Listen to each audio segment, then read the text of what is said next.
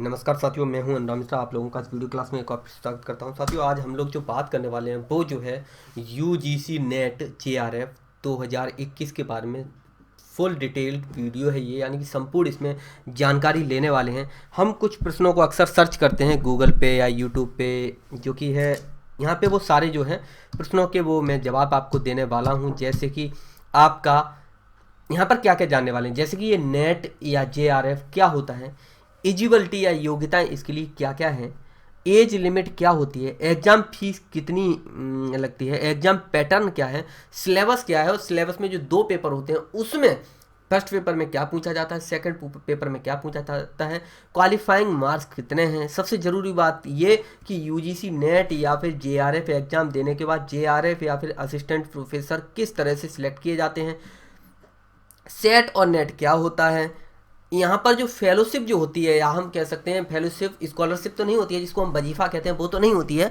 Fellowship एक तरह से मिलता है, मतलब पैसा मिलता है, तो वो कितना मिलता है, समझ पा रहा ना। इस तरह से कुछ प्रश्न होंगे जो कि हिंदी और इंग्लिश दोनों में मैं यहाँ पर दे दूंगा। ये इसकी एक पीडीएफ भी बना के दे दूंगा जो कि आप नीचे से डाउनलोड कर सकते हैं, यानी कि मैं लिंक दे दूंगा, वहाँ से आप डाउनलोड भी कर सकते हैं। ये फ्री होगा, कोई ऐसा नहीं कि हम पैसे ले लेंगे, आप वहाँ से आप डाउनलोड कर सकते हैं। तो चलिए शुरुआत करते हैं, एक नज़र डालते हैं कि इस वीडियो में किन किन क्वेश्चन या प्रश्नों का हम उत्तर यहाँ पर मिलने वाला है। तो यहाँ पर सबसे पहले जानेंगे व्हाट इज नेट या जेआरएफ, या नेट जेआरएफ क्या होता है, who is eligible for UGC net exam, कौन कौन इसके योग्य हैं, एज लिमिट क्या है नेट एग्जाम के लिए, जेआरएफ क्या होता है, how to apply for NET exam, NET exam के लिए कैसे अप्लाई करते हैं, how many times the NET exam in conducted in a year, कि साल में कितने बार जो है नेट का एग्जाम जो है होता है और उसको कितने बार हम लोग दे सकते हैं, ये बोल सकते हैं। Can I prepare for UGC net in 2 months, क्या 2 महीने में तैयारी की जा सकती है, इसके बारे में भी हम यहाँ पर उत्तर जानेंगे। What is the passing marks for NET exam, यानी कि जो नेट का एग्जाम होता है उसमें कितने पासिंग मार्क्स जो है हमें लाने पड़ेंगे ताकि हम जो है अपना जो एग्जाम जो है क्वालिफाई कर सकें। Can I become assistant professor without PhD, क्या बिना पीएचडी के क्या हम असिस्टेंट प्रोफेसर बन सकते हैं, इसके बारे में इसी में जानकारी लेंगे। What is the salary for assistant professor, कितनी सैलरी होती है, what comes after clearing net, ठीक है। What is the cut off for net 2020, यानी जब 2020 में नेट का एग्जाम हुआ था तो उसकी कट ऑफ कितनी गई थी। How is cut off marks calculated, how net cut off mark calculated, what is work for JRF, JRF जो होता है उसका कार्य क्या होता है, इसके बारे में थोड़ी सी चर्चा करेंगे। Is BEd compulsory for NET exam, क्या वीएड जो है कंपलसरी होता है नेट एग्जाम के लिए, या डीएलएड जिसको हम कह सकते हैं, तो उसके बारे में चर्चा करेंगे। How is JRF selected, JRF जो होते हैं किस तरह से सिलेक्ट होते हैं, किस तरह से उन्हें लिया जाता है। How do I prepare for JRF, किस तरह से इसकी तैयारी कर सकते हैं, इसके बारे में हम चर्चा करेंगे। Can I do PhD in ISRO, ISRO में क्या हम इसके द्वारा क्या है पीएचडी कर सकते हैं। What is JRF post in DRDO, ठीक है, इसके बारे में भी हम थोड़ी सी चर्चा करेंगे। और प्रश्न जो होगा who can apply for JRF, JRF के लिए कौन अप्लाई कर सकता है। Is JRF is a job, is JRF A a job, क्या जेआरएफ जो है जॉब है क्या, इसके बारे में चर्चा करेंगे। जॉब है क्या ये, मतलब हम इसमें रिसर्च करते हैं, करते क्या है आखिर, ठीक। ये जेआरएफ एंड पीएचडी सेम, क्या जेआरएफ और पीएचडी सेम होती है, इसके बारे में चर्चा करेंगे। Can I do PhD without JRF, बिना जेआरएफ बिना पीएचडी के जेआरएफ किया जा सकता है, ठीक है। What is the age limit for NET JRF, क्या इसकी एज लिमिट है। How many attempt are there for JRF, कितने अटेम्प्ट होते हैं। How much HRA is given to JRF, ठीक है। Can I give JRF after BSc, ठीक है, जेआरएफ जो है बीएससी के बाद जेआरएफ दे सकते हैं कि नहीं दे सकते हैं, इसके बारे में भी चर्चा करेंगे। Is net compulsory for PhD, इसके बारे में चर्चा करेंगे। Can I get job after qualifying NET exam, इसके बारे में जानकारी लेंगे।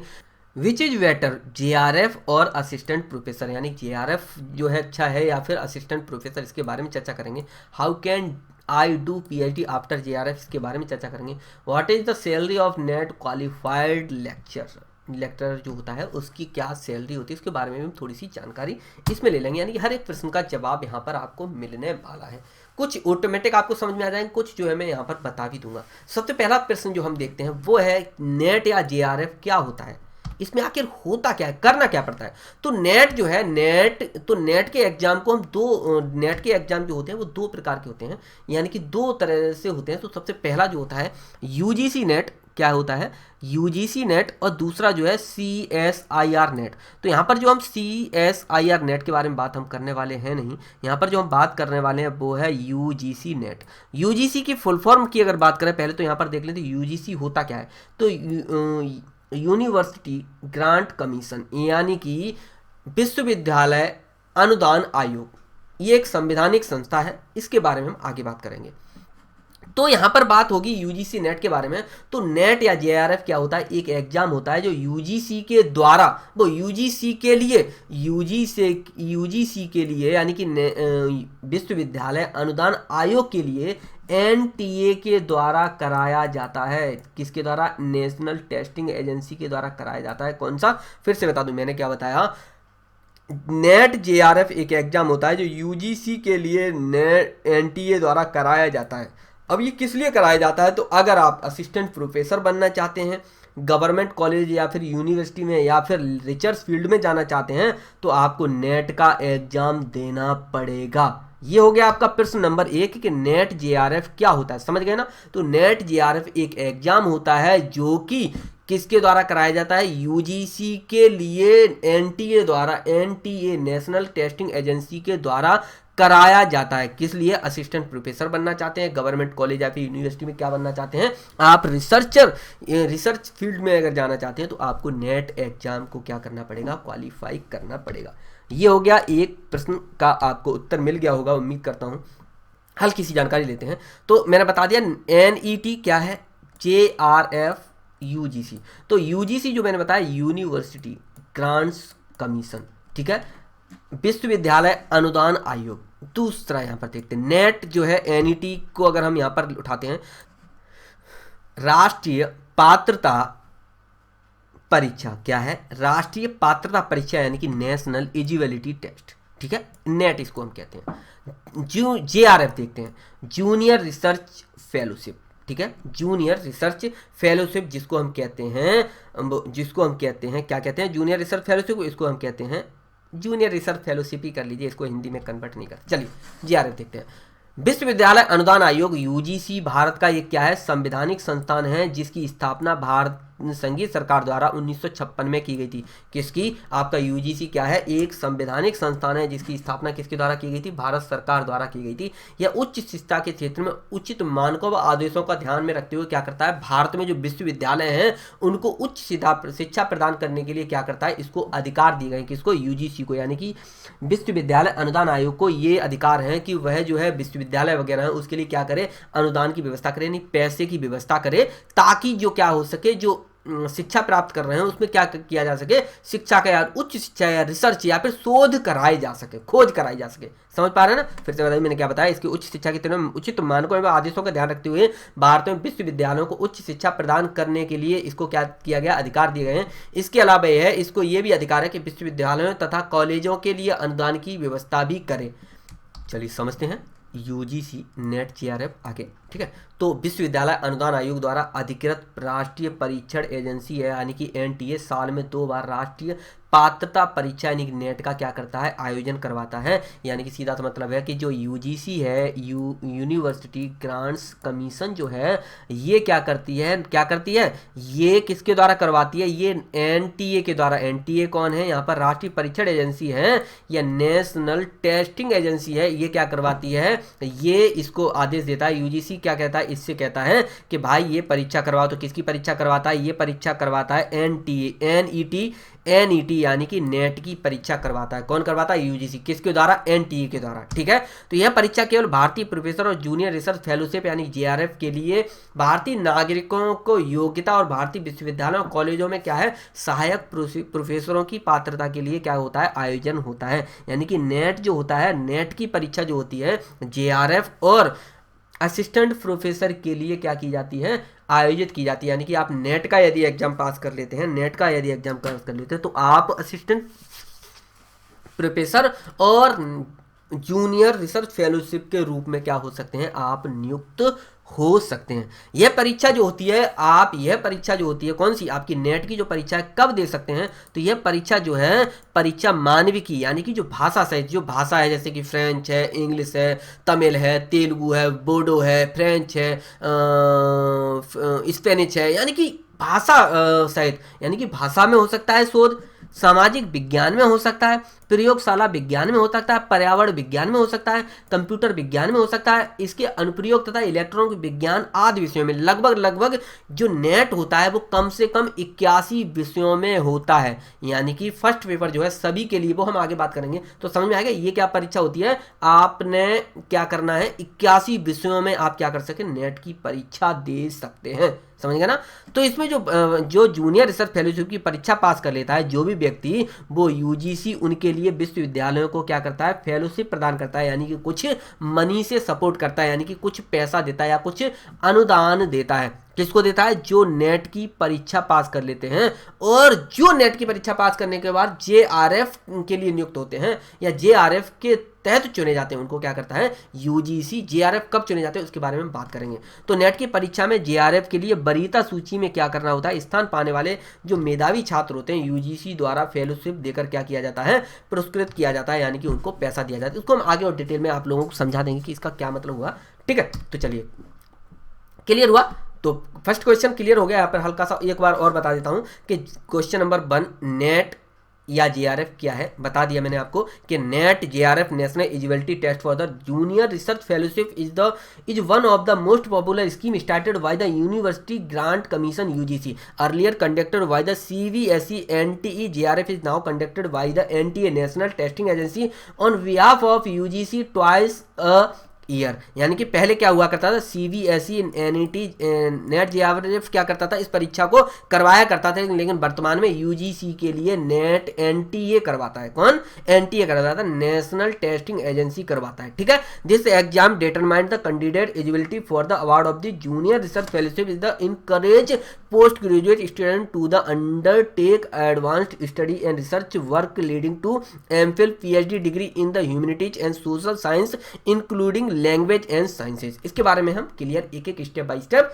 समझेंगे, ठीक है। चलिए, क्वेश्चन नंबर 2 है, क्या है प्रश्न नंबर 2 है कि एलिजिबिलिटी यानी कि योग्यता क्या होनी चाहिए ताकि आप नेट का एग्जाम दे सकें। फिर से बता दूं, योग्यता क्या होनी चाहिए कि आप नेट का एग्जाम दे सकें, तब आप नेट की परीक्षा को दे सकेंगे। यहां पर आता है क्या करना है, तो आपको पोस्ट ग्रेजुएट आप होने चाहिए, यानी कि जिसको हम मास्टर भी बोलते हैं, यानी कि मास्टर की डिग्री होनी चाहिए, जिसमें आपका एमए हो जाता है, एमएससी हो जाता है, और आपके जो भी होते हैं जिसमें मास्टर होता है, यानी पोस्ट ग्रेजुएट बीए बीएससी या फिर बीटेक, यानी कि कुछ भी किया हो, बीबीए किया हो, कॉमर्स से हो, हिस्ट्री से हो, ज्योग्राफी से हो, पॉलिटी से हो, इकोनॉमिक्स से हो, आपका फिजिक्स से हो, केमिस्ट्री से हो, किसी से भी हो, एक्सवाइजेड, यानी कि लगभग इसमें क्या होते हैं 81 सब्जेक्ट्स होते हैं जिनमें आपने क्या किया हो, पोस्ट ग्रेजुएट या इसमें आपने मास्टर की डिग्री प्राप्त की हो, ठीक है। तो आइए देखते हैं। तो मैंने क्या बताया, योग्यता क्या होनी चाहिए, योग्यता के लिए तो क्या होना चाहिए, सबसे पहले तो पोस्ट ग्रेजुएट आप हों, यानी कि स्नातकोत्तर होना चाहिए, जिसमें जर्नल की अगर बात की जाए तो लगभग 55% आपके क्या होना चाहिए, एमए हो, एमएससी हो, उसमें कितने नंबर होने चाहिए, जर्नल के लिए आपको 55% नंबर होने चाहिए।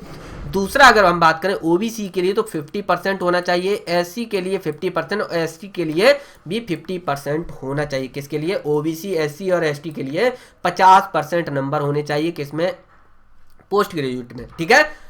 समझ गया ना, तो शिक्षा समझ गया ना कितना। तो ऐसे अभ्यर्थी जिन्होंने क्या किया हो, यूजीसी द्वारा प्राप्त मान्यता प्राप्त विश्वविद्यालय कॉलेज से क्या किया हो, मानविकी, सामाजिक विज्ञान, कंप्यूटर विज्ञान, इलेक्ट्रॉनिक अनुप्रयोग में किसी भी विषय में कम से कम 55% अंकों के साथ पोस्ट ग्रेजुएट या स्नातकोत्तर की परीक्षा को पास किया हो, वो लोग इस परीक्षा के क्या होंगे, योग्य होंगे। साथ ही अगर वे अभ्यर्थी या फिर वो बच्चे या फिर वो स्टूडेंट्स जिन लोगों ने क्या किया है, एमए कर लिया है या फिर पोस्ट ग्रेजुएट हो गया है, लेकिन उनका क्या है, रिजल्ट नहीं आ पाया है, तो वो भी क्या कर सकते हैं, वो भी इसको भर सकते हैं। बस वो जब उनका परिणाम यानी कि जो जब किसी कार्ड से देरी हो रही है आप एग्जाम वगैरह दीजिए, जब आपका रिजल्ट वगैरह आ जाए तब का तब देखा जाएगा, आपको लगभग 2 साल का समय मिल जाता है।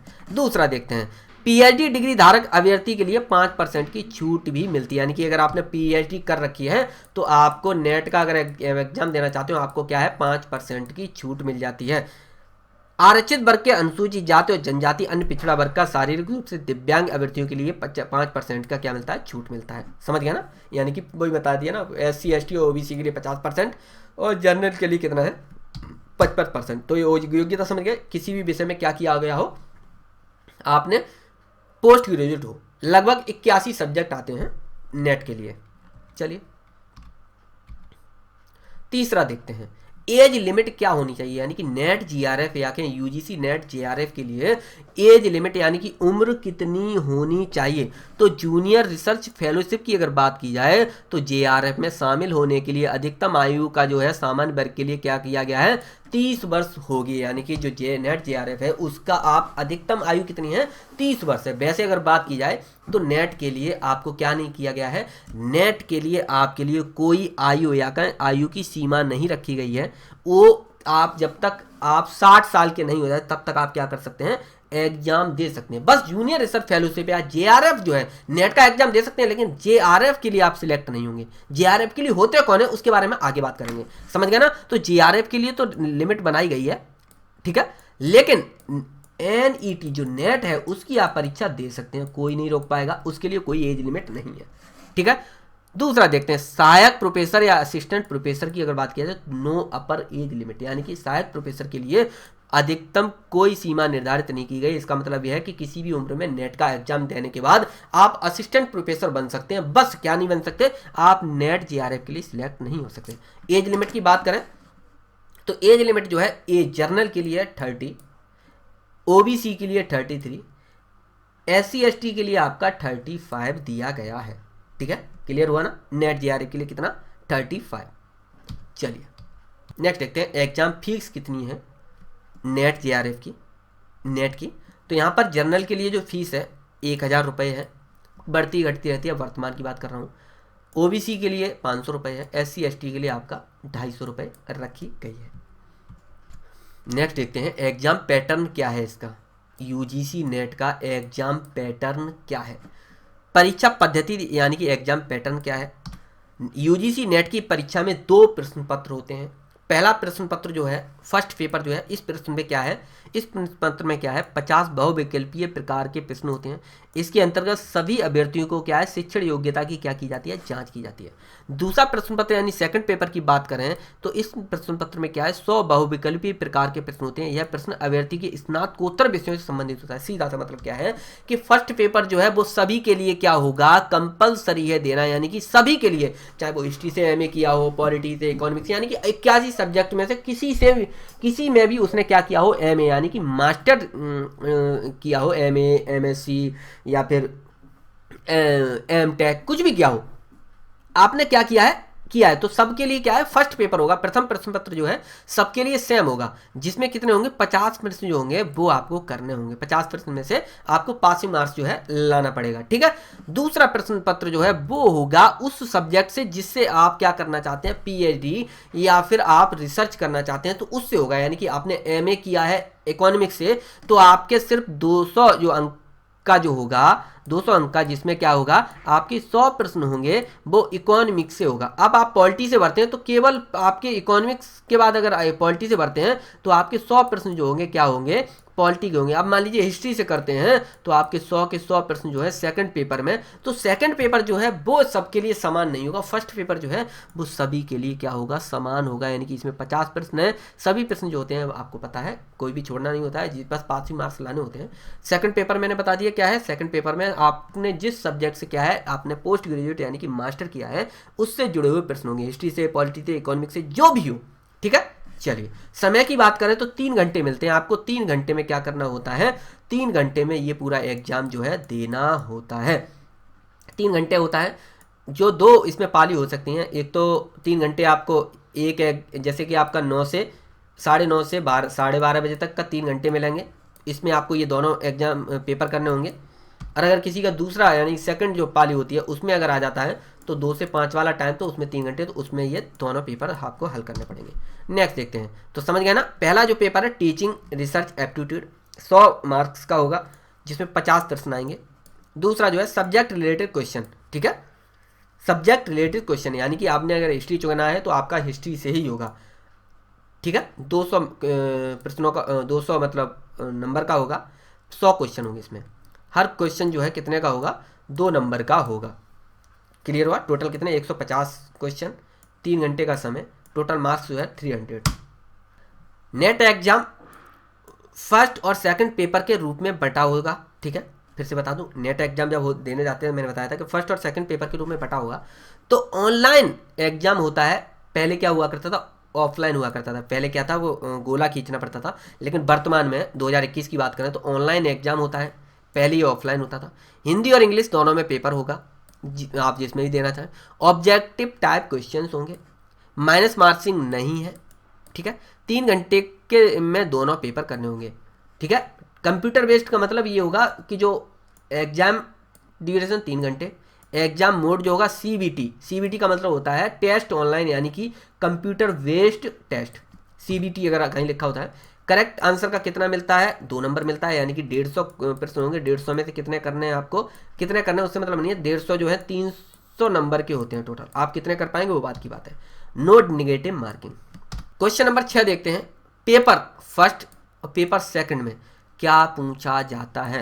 फिर से बता दूं, कोई पेपर नंबर 1 और पेपर नंबर 2 में क्या पूछा जाता है। मैंने बताया था पहला जो एग्जाम है, पहला पेपर जो है यूजीसी नेट 2021 पेपर फर्स्ट में जो है वो है आपका टीचिंग एप्टीट्यूड एंड रिसर्च के बारे में, टीचिंग एप्टीट्यूड एंड रिसर्च के बारे में जो है, जिसको हमने कितने पेपर फर्स्ट को 10 यूनिट में बांट रखा है। 10 यूनिट में कौन कौन से सब्जेक्ट होंगे, तो 10 each topic has the equal weightage and preparing the topic that are your strength can help your score higher and much faster. So start preparation with the topics and comfortable with this will help you speed up and your preparation. यानी सीधा सा मतलब है कि ये 10 जो है तो क्या है, 10 पेपर फर्स्ट जो है 10 यूनिट में बांट रखा है, जिसमें हम देखेंगे सबसे पहला इकाई या यूनिट फर्स्ट जो है शिक्षण अभिवृत्ति टीचिंग एप्टीट्यूड।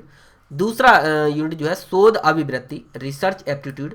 तीसरा जो है बोध यानी कि रीडिंग कॉम्प्रिहेंशन। चौथा जो है संप्रेषण यानी कम्युनिकेशन। पांचवा जो है गणितीय तर्क और अभिवृत्ति मैथमेटिकल रिसर्च एंड एप्टीट्यूड। युक्तियुक्त तर्क लॉजिकल रीजनिंग। आंकड़ों की व्याख्या डेटा इंटरप्रिटेशन, ठीक है।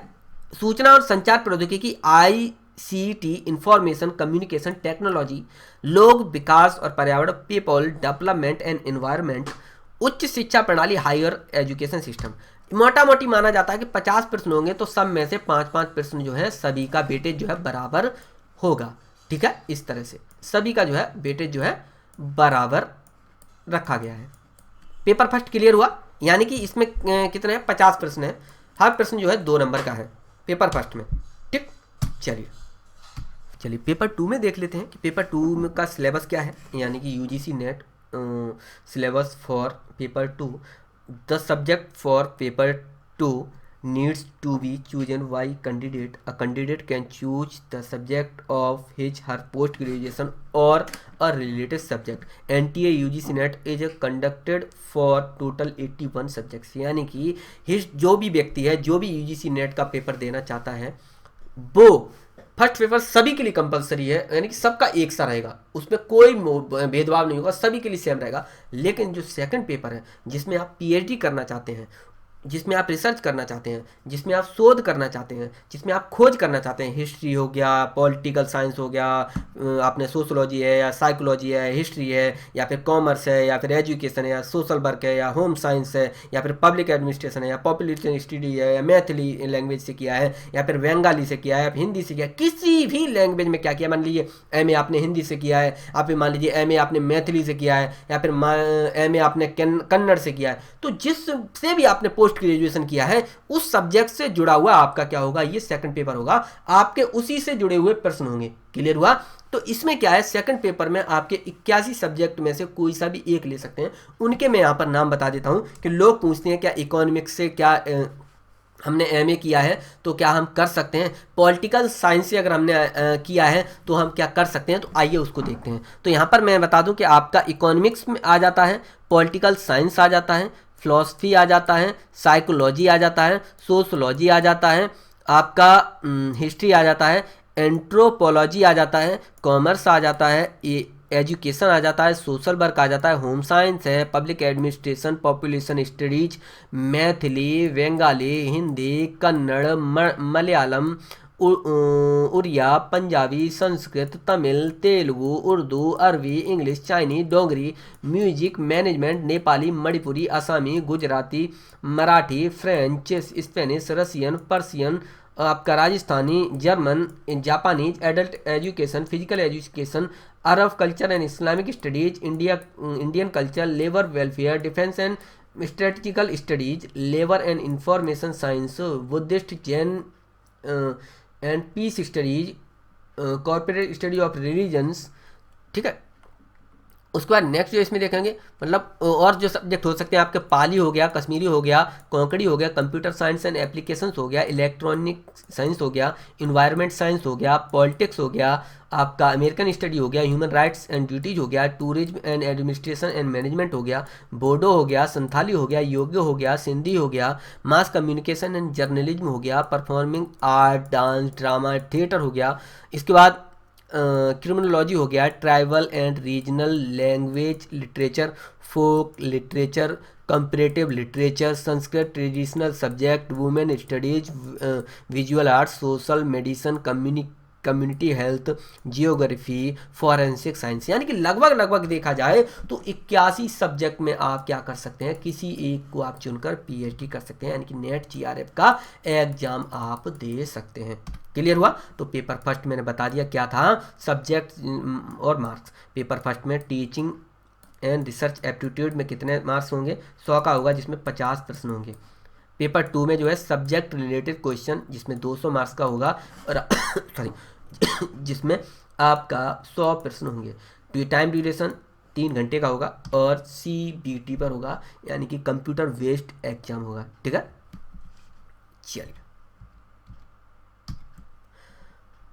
क्वेश्चन नंबर 7 का हम देखते हैं answer. What is the qualifying marks for NET exam, यानी कि कितने मार्क्स लाएं तब हम पास माने जाएंगे और नेट या फिर JRF में क्या मान लिए जाएंगे, हमारा चुनाव हो जाएगा। तो जर्नल की अगर बात करें 40% उसको लाना होगा फर्स्ट पेपर में और सेकंड पेपर दोनों में। OBC की अगर बात करें तो क्या होगा 35%, 35, यानी कि जर्नल के लिए आपका 40 और OBC SC ST के लिए कितना है आपका 35%। तो दोनों पेपर में 40 आपका जर्नल को परसेंट लाना पड़ेगा और SC ST और OBC को कितने 35% अंक लेकर आना बहुत ज़रूरी है। इसका कट ऑफ कितना जाता है इसका इस बात से कोई मतलब नहीं है, कट ऑफ कितना जा रहा है उससे मतलब नहीं, यहाँ पर पासिंग मार्क्स की बात कर रहे हैं कि आप मान लिए जाएंगे चुने हुए।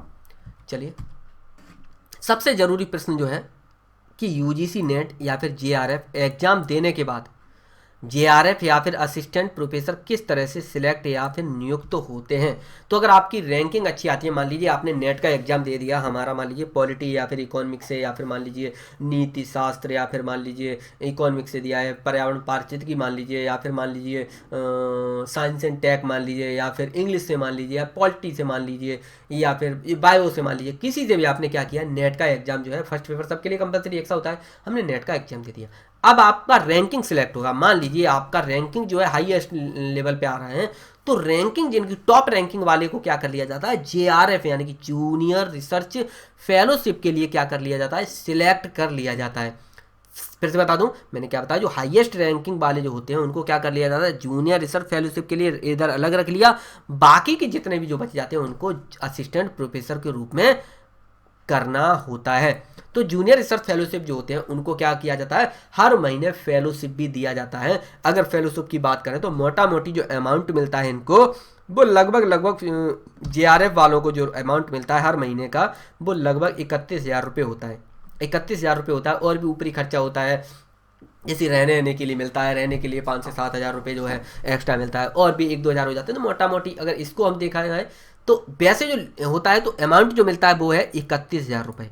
इसके बाद क्या होता है, जब 2 साल बाद जब SRF बन जाएंगे यानी सीनियर रिसर्च फेलोशिप में आप जब पहुंच जाएंगे तो आपका थोड़ा सा अमाउंट और बढ़ जाता है, एरिया और बढ़कर कितना हो जाता है, लगभग 35,000 हो जाता है। ये एग्जाम साल में 2 बार कराया जाता है, साल में 2 बार कराया जाता है। और इस सबसे ज़रूरी चीज़ एक और बता दूं कि कोविड-19 की वजह से साल में यानी कि 2021 में 3 बार होगा, और जो 31 उम्र है वो जो 30 उम्र है उसको 31 तक आप दे सकते हैं, यानी कि 31 साल के अगर हो गए हैं तो आप दे सकते हैं, फिर बाद में नॉर्मल हो जाएगा, 30 ही हो जाएगी। ठीक है, तो क्लियर हुआ, क्या समझ में आया कि असिस्टेंट प्रोफेसर कौन बनते हैं। नेट JRF जो होता है, नेट का जब एग्जाम आप क्वालिफाई कर लेते हैं, जो रैंकिंग टॉप की होती है, जो सबसे ऊपर जो अच्छे होते हैं, टॉप जो होते हैं, उनमें से क्या कर लिया जाता है, चुन लिया जाता है। नेक्स्ट बात करते हैं, चलिए कुछ देखते हैं। नेट, सेट और स्लेट ये क्या होता है थोड़ा सा देख लेते हैं। नेट मतलब नेशनल एलिजिबिलिटी टेस्ट और सेट मतलब स्टेट एलिजिबिलिटी टेस्ट। तो what is difference between set and net exam. तो यहाँ पर क्या है कि जो UGC है यानी कि यूनियन वो सॉरी यूनिवर्सिटी ग्रांट्स कमीशन, तो UGC के अनुसार लेक्चरशिप के लिए नेट एक क्या है, अनिवार्य योग्यता है। यहाँ पर राज्य सरकारों तथा केंद्र शासित प्रदेशों ने ये कहा है कि वह भी लेक्चरशिप के लिए अलग से यानी कि स्वतंत्र रूप से क्या कर सकती हैं, एक परीक्षा का आयोजन कर सकती हैं। यह परीक्षा भी क्या होगी, राष्ट्रीय स्तर पर क्या होगी, मान्य होगी, लेकिन इसका ज़्यादा लाभ जो होगा वो क्षेत्रीय स्तर पर होगा। यानी कि आप सेट अगर करते हैं तो अगर मान लीजिए उत्तर प्रदेश से यदि करते हैं या फिर मान लीजिए राजस्थान से करते हैं तो आप राजस्थान के राजस्थान में या उत्तर प्रदेश के उत्तर प्रदेश में ही रहेंगे। यानी कि इस परीक्षा में अभ्यर्थियों को क्या है, अपनी मातृभाषा में प्रश्नों को हल करने की क्या दी जाएगी, अनुमति दी जाएगी, किसमें, सेट में। तो यह नेट जो है, नेट की अगर बात की जाए तो मैंने क्या बताया, जो नेट है, नेट जो है राष्ट्रीय स्तर की परीक्षा मानी जाती है, तो सेट जो है राज्य स्तर की परीक्षा मानी जाएगी। तो स्लेट की परीक्षा का ही संशोधित रूप क्या है, सेट की परीक्षा है। परीक्षा अंग्रेजी तथा क्षेत्रीय भाषाओं में क्या की जाती थी, आयोजित की जाती है। इसके अलावा नेट तथा सेट की परीक्षा में मुख्य अंतर यह है कि नेट की परीक्षा उत्तीर्ण करने के बाद यानी कि नेट की जब आप परीक्षा पास कर लेंगे तो उसे पास करने के बाद आप पूरे देश में कहीं पर भी क्या कर सकते हैं, शिक्षक के रूप में आप कार्य कर सकते हैं। जबकि सेट की परीक्षा पास करने के बाद आप केवल उसी राज्य में ही शिक्षक के रूप में कार्य कर सकते हैं जिस राज्य में आपने सेट की परीक्षा क्या है, पास की है। क्लियर हुआ। चलिए कुछ प्रश्नों के उत्तर देख लेते हैं। मैंने सारे के दे दिया है, कुछ का आपको ऑटोमेटिक मिल गया होगा, कुछ और एक्स्ट्रा देख लेते हैं जिसके बारे में यहाँ पर जानकारी देते हैं।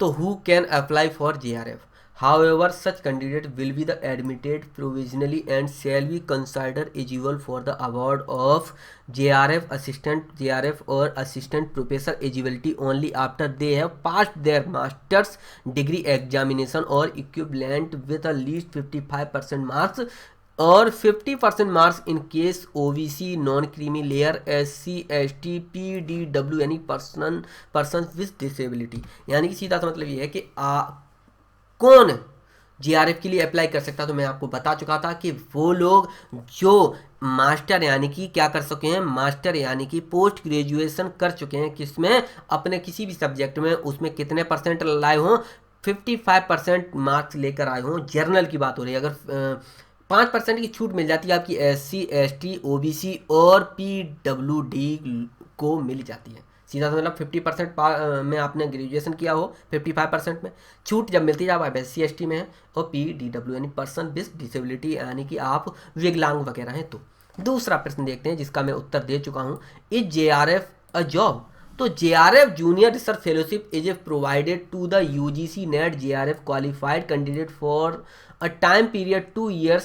It not a job but a scholarship program through which a student can pursue PhD in their respective subject. सीधा सा मतलब ये है कि ये कोई जॉब नहीं है, मतलब एक तरह से माना तो जॉब जाएगा क्योंकि इसमें पैसा मिलता है तो हम एक तरह से मान सकते हैं, लेकिन फिर भी क्या है, ये जॉब नहीं है। इसमें क्या करता है, एक स्कॉलरशिप प्रोग्राम है, किसका है, UGC का एक स्कॉलर प्रोग्राम है, UGC नेट का स्कॉलरशिप प्रोग्राम है। अगर आप JRF में सिलेक्ट होते हैं तो आप क्या कर सकते हैं, PhD कर सकते हैं। क्या कर सकते हैं, PhD कर सकते हैं। ये स्कॉलरशिप प्रोग्राम क्या है कि आप PhD जब करने जाते हैं तो जाहिर सी बात है, आप ग्रेजुएशन के बाद पोस्ट ग्रेजुएट करते हो तो आपकी उम्र जो है लगभग 30 या फिर 25-30 के बीच में आपकी हो चुकी होती है।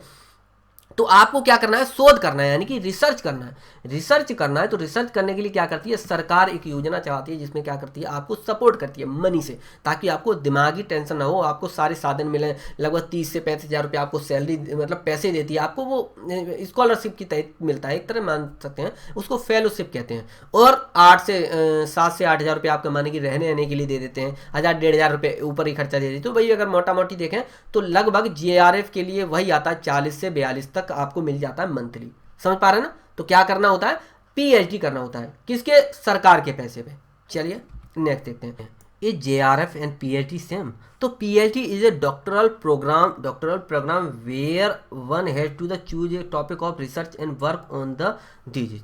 ठीक है, इसमें क्या होता है, ये एक तरह से मान लीजिए उपाधि होती है, यानी सर्वोच्च एक तरह से अवार्ड मान सकते हैं आप, क्या, PhD।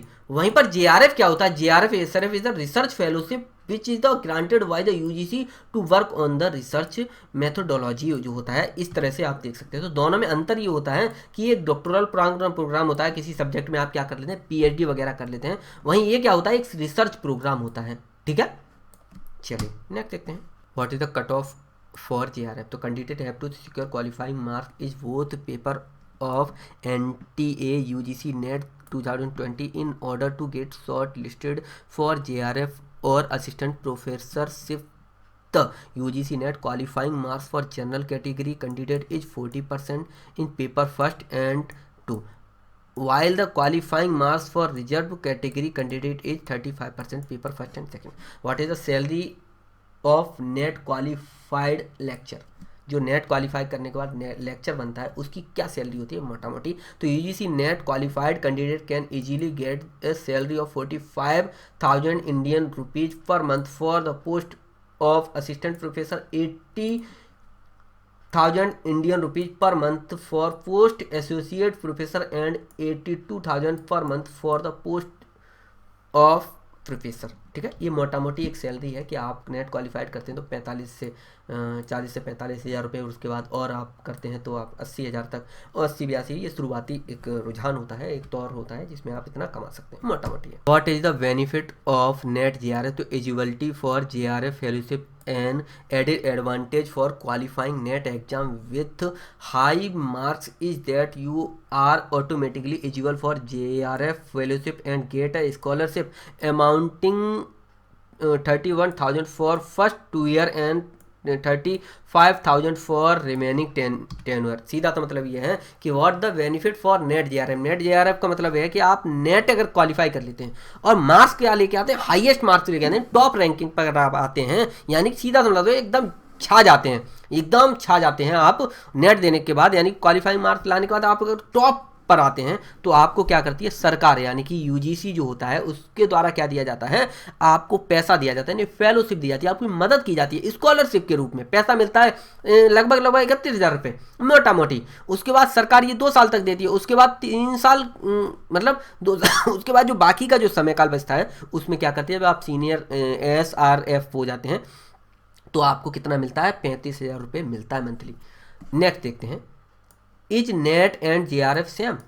देखते हैं, UGC NET and JRF are same exam, यानी कि आपको UGC जो है, जो नेट होता है और JRF जो होता है सेम एग्जाम होते हैं, कोई सा भी देंगे, अब बात जो है एक ही होगा, सिलेबस पर कुछ एक ही होगा, बस the only difference is that you need more marks for JRF as compare to net.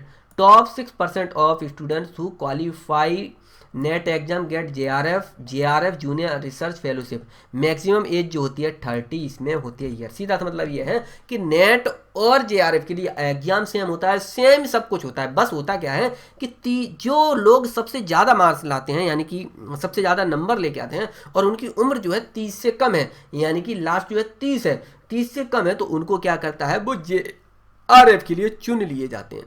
ठीक है, what is the NET JRF। तो NET JRF national eligibility test for junior research fellowship is one of the most popular scheme started by the university grant commission UGC। This exam determine the candidates eligibility for the award of junior research fellowship. इतना काफी है। Next देखते हैं, can I do PhD without JRF। Yes absolutely you can certainly pursues PhD without qualifying NET or JRF provided you qualifying the written test and interview of the respective university or institute. But they then the entire expense of pursuing PhD shall have to borne by unless you have a sponsor. सीधा सा मतलब ये है कि net के बिना, net और GRF के बिना भी हम पीएचडी कर सकते हैं। और आप कहीं पर भी क्या करेंगे, जाके इंटरव्यू दीजिए किसी बढ़िया इंस्टीट्यूट में या फिर यूनिवर्सिटी में, आप कर सकते हैं। लेकिन इसके लिए क्या होता है, बहुत ज़्यादा महंगा पड़ता है, क्योंकि यहाँ पर क्या है, सारा खर्चा जो है आपका, अगर नेट जेआरएफ करने के बाद पीएचडी करते हो, सारा खर्चा कौन उठाता है, आपकी सरकार उठाती है। कर सकते हैं। What is the age limit of net JRF? तो वर्तमान में यानी कि जो कोविड-19 की वजह से इस समय यानी कि 2021 में जो है 31 तक आप जो है दे सकते हैं। उसके बाद नॉर्मली जो है 30 हो जाएगी, यानी कि एज लिमिट जो है 30 ही है। जनरल वालों के लिए 30। UGC NET upper age limit for JRF is 31 year. New Delhi for the UGC NET the schedule in May. ठीक है, the upper age limit for the candidates applying for the junior research fellowship JRF has been the increase to 31 year. The age limit is applicable for the current examination only. यानी कि जो मई वाला है इसके लिए है। The exam conducting agency NTA has set. सीधा सा मतलब है कि जो कोविड-19 की वजह से सिर्फ 31 साल तक का व्यक्ति जो है, ये जो मई में एग्जाम होगा उसके लिए है। उसके बाद फिर वही रहेगा 30 साल वाला।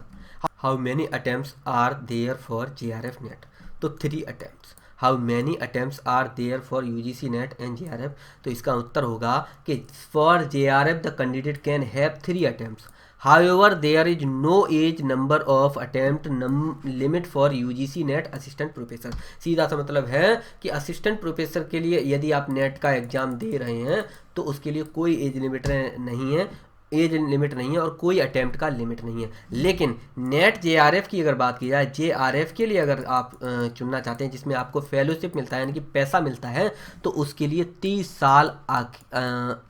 साल और 3 अटेम्प्ट लास्ट होते हैं। तो ये हो गया आपका full detail net JRF UGC net JRF के बारे में। जो भी प्रश्न आपके बन रहे थे, हर एक चीज़, हर एक टॉपिक, कितने पेपर होते हैं, कितने नंबर का आता है, कैसे क्या जो भी चीज़ें होती हैं, हर एक प्रश्न का उत्तर मैंने दे दिया। कोई और प्रश्न यदि आपके दिमाग में या फिर जहन में या फिर आपके मस्तिष्क में या फिर आपके अंतरात्मा में कोई प्रकट होता है तो आप नीचे क्वेश्चन करिए, हम उसका आंसर जो आपको एकदम चमकदार अक्षरों में हम आपको दे देंगे। तो एंड करने से पहले बता दूं कि यूजीसी नेट का जो है पेपर फर्स्ट का 10 यूनिट में से 1 यूनिट जो है वो मैंने कंप्लीट करवा दिया। यानी पेपर फर्स्ट का जो अनिवार्य नवीन परीक्षा प्रणाली पर जो आधारित था वो मैंने जो है आपका कंप्लीट कर दिया है, जिसका मैं वीडियो लिंक में डाल दूंगा। यानी कि यूनिट फर्स्ट शिक्षण अभिवृत्ति अभिक्षमता टीचिंग एप्टीट्यूड के बारे में, जिसको मैं डाल चुका हूँ। जिसका मैं अगर सिलेबस की बात करूँ तो शिक्षण, इसमें सबसे पहला जो टॉपिक था जिसमें हमने अवधारणाएँ देखी थी, उद्देश्य देखे थे, शिक्षण का स्तर, स्मृति शक्ति, स्मरण शक्ति, समझ और विचारात्मक विशेषताएं और मूल अपेक्षाओं के बारे में बात की थी। शिक्षार्थी की विशेषताओं के बारे में बात की हमने, किशोर वयस शिक्षार्थी की अपेक्षाएं, शैक्षिक समानता, भावनात्मक, संज्ञानात्मक और व्यक्तिगत भिन्नताओं के बारे में चर्चा की। शिक्षण प्रभावक तत्व के बारे में चर्चा की थी हमने, शिक्षक, सहायक सामग्री, संस्थागत सुविधाएं, शैक्षणिक वातावरण, उच्च अधिगम संस्थाओं में शिक्षण की पद्धति, अध्यापक केंद्रित बनाम शिक्षार्थी केंद्रित पद्धति, ऑनलाइन बनाम ऑफलाइन पद्धति, स्वयं प्रभा मूक इत्यादि। शिक्षण सहायक सामग्री के बारे में, प्रणाली के बारे में बात की थी, परंपरागत, आधुनिक और आईसीटी के बारे में। मूल्यांकन प्रणाली के बारे में हमने बात की थी, जिसमें मूल्यांकन के तत्व देखे थे, प्रकार देखे थे, उच्च शिक्षा में विकल्प आधारित क्रेडिट प्रणाली में मूल्यांकन, कंप्यूटर आधारित मूल्यांकन और मूल्यांकन पद्धति में नवाचार के बारे में हमने चर्चा की थी। ठीक है, तो इस तरह से ये हमारी जो यूनिट फर्स्ट जो है हमने आपको कंप्लीट करा दी थी, जिसके बारे में आपको नीचे में लिंक दे दूंगा, वहाँ से जाकर आप देख सकते हैं। इस वीडियो की या फिर किसी अन्य वीडियो की हिस्ट्री, ज्योग्राफी, पॉलिटी, इकोनॉमिक्स, किसी भी सब्जेक्ट की मैं पढ़ा चुका हूँ, अगर उसकी पॉलिटी की या फिर किसी का भी आप PDF चाहते हैं तो नीचे जो है लिंक आपको मिल जाएगा। व्हाट्सएप पे आप संपर्क कर सकते हैं, नीचे इंस्टा मोजो का लिंक होगा, वहाँ से आप जाकर डाउनलोड कर सकते हैं। फ्री और पेड दोनों आपको मिलेंगी, आप वहाँ से जाइए, आनंद लीजिए, खुश रहिए, मस्ती से रहिए, पढ़ाई करते रहिए और आगे बढ़ते रहिए। तो अगली वीडियो में मिलते हैं, तब तक के लिए नमस्कार, जय हिंद और वंदे मातरम।